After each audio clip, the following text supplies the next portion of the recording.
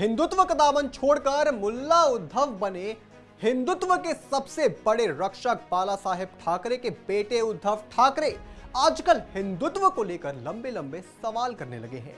मतलब खुद तो कुर्सी की चाहत में सनातन को ठुकरा दिया है और दूसरों के हिंदुत्व पर सवाल खड़े करने लगे हैं। सवाल पूछा भी है तो उससे जो हिंदुत्व के अलावा और किसी बारे में बात ही नहीं करते। बताएंगे कैसे उद्धव ठाकरे आजकल वकील बने फिर रहे हैं। पर उससे पहले अगर आपने हमारे चैनल को सब्सक्राइब नहीं किया है तो अभी सब्सक्राइब कर लीजिए और बेल आइकन दबाना ना भूलें। नमस्कार, मैं हूं आपके साथ स्नेह श्रेयस। आयोन भारत देख रहे हैं आप। सबसे पहले जरा इस खबर पर नजर डालिए। शिवसेना यूबीटी प्रमुख उद्धव ठाकरे ने पूर्वी महाराष्ट्र के रामटेक शहर में छत्रपति शिवाजी महाराज की प्रतिमा का अनावरण किया।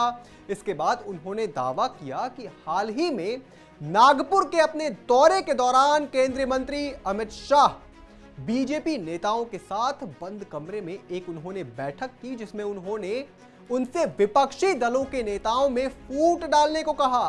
साथ ही मुझे यानी कि उद्धव ठाकरे और शरद पवार को राजनीतिक रूप से रोकने के लिए कहा था ताकि बीजेपी महाराष्ट्र को लूट सके। बंद कमरे में क्यों बोले? उन्हें यह बात लोगों के सामने कहनी चाहिए थी, ऐसा उद्धव ठाकरे ने कहा। उद्धव ठाकरे ने यह भी कहा कि उनका राजनीतिक भविष्य जनता तय करेगी, ना कि सत्तारूढ़ भारतीय जनता पार्टी। अब इसके बाद उन्होंने आरएसएस प्रमुख मोहन भागवत से सवाल किया। पूछा कि क्या राष्ट्रीय स्वयंसेवक संघ प्रमुख मोहन भागवत अपने बीजेपी के हिंदुत्व से सहमत हैं, जिसमें अन्य दलों को तोड़ना और विपक्षी दलों को अपने पाले में लाना शामिल है। कहा, आगामी चुनाव सत्ता के लिए नहीं है बल्कि महाराष्ट्र को लूट से बचाने के लिए महत्वपूर्ण है। मतलब केजरीवाल के रास्ते पर चल रहे हैं उद्धव ठाकरे और बीजेपी से सवाल कर रहे हैं, क्योंकि अभी कुछ दिनों पहले केजरीवाल ने भी मोहन भागवत से 5 सवाल पूछे थे। पूछा था, क्या सरकारों को गिराना सही है? प्रधानमंत्री मोदी और अमित शाह ने भ्रष्टाचारी कहा, लेकिन कुछ दिनों बाद उन्होंने बीजेपी में ही वैसे नेताओं को शामिल कर लिया। क्या आपको ये सब सही लगता है और क्या ये देखकर आपको कष्ट नहीं होता? आरएसएस की जिम्मेदारी है कि यदि बीजेपी गलत राह पर जाए तो उसे सही राह पर लाया जाए। क्या आपने कभी पीएम मोदी को गलत कामों से रोकने की कोशिश की है? ये सवाल ऐसे हैं जो केजरीवाल ने मोहन भागवत से पूछे थे। इसके अलावा उन्होंने पूछा कि जेपी नड्डा ने लोकसभा चुनाव के दौरान कहा था कि अब बीजेपी को आरएसएस की जरूरत नहीं है। इस बयान से आरएसएस कार्यकर्ता आहत हुए थे। आप इस पर क्या सोचते हैं? 75 साल की उम्र में बीजेपी नेताओं को रिटायर करने का कानून बना था, जिसके तहत आडवाणी जी और मुरली मनोहर जोशी जी को रिटायर किया गया था। क्या अब इस कानून का पालन हो रहा है और क्या इसे पीएम मोदी पर भी लागू होना चाहिए?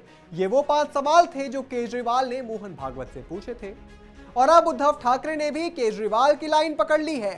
मगर चौंकाने वाली बात यह है कि वो उद्धव ठाकरे जो बीजेपी के साथ लंबे समय तक खड़े रहे थे, जो सबसे ज्यादा समय से बीजेपी के साथ रहे हैं, और उद्धव भी एक वक्त में हार्डकोर हिंदू हुआ करते थे, लेकिन अब उन्होंने उसका त्याग कर दिया और मुसलमानों के हितैषी बन चुके हैं। मगर बेचारे न घर के रहे और न घाट के, क्योंकि ना तो उन्हें बीजेपी का साथ मिला और अब कांग्रेस और एनसीपी भी उन्हें सीएम चेहरा बताने के लिए तैयार नहीं है। और ठाकरे का मुस्लिम प्रेम लाजमी है। लोकसभा चुनाव में जो चंद सीटें उन्हें मिली हैं वो मुस्लिम वोट के कारण ही मिली हैं।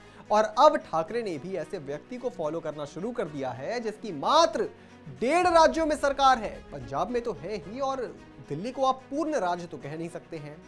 अपना इनका कोई स्टैंड है नहीं और मानसिकता तो ऐसी हो गई है जिसे देखकर कोई ये बोल नहीं सकता कि ये सच में बाला साहेब ठाकरे के बेटे हैं। इस पर आप क्या सोचते हैं दोस्तों? हमें कमेंट करके जरूर बताएं और भी तमाम बड़ी खबरों से जुड़े रहने के लिए आप देखते रहें आयोन भारत।